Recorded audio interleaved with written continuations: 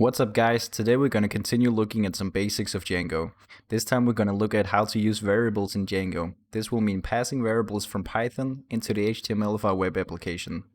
As last time, this video assumes that you already have a basic Django project, and also if you haven't already, watch my previous video on how to use Python functions in Django, as we'll use some of that knowledge here. So what I have here is the basic setup.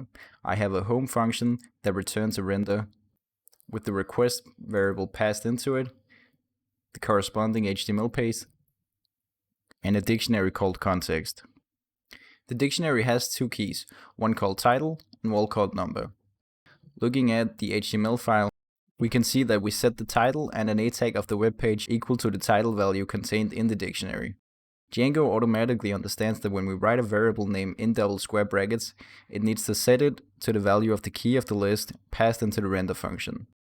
Scrolling down a bit further, we also have a button here which is set to a number variable. The way this will look in the browser is like this. As you can see, we have the title here and we have the number variable here. And you can see that if we make a change to the number or the title here, save it, and refresh our browser, it will update accordingly. Given that the dictionary is in a Python file, you can do all the things you'd normally expect to do with a dictionary.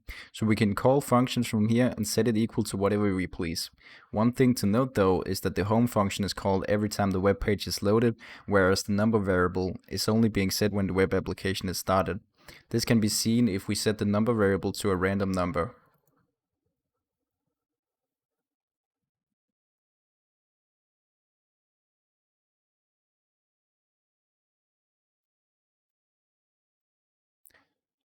No matter how many times we refresh, the number doesn't change.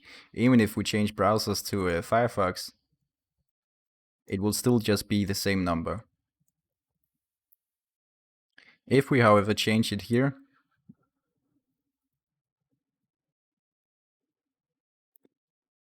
it will update every time we refresh the browser.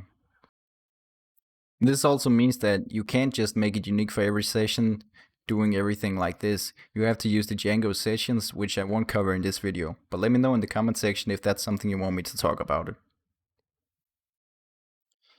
Given what we've talked about in this and the previous video, you should be able to make some simple but cool functionality in your Django web application. I hope the video helped. If it did, make sure to subscribe and let me know by dropping a like. Now go create something cool and have a great day.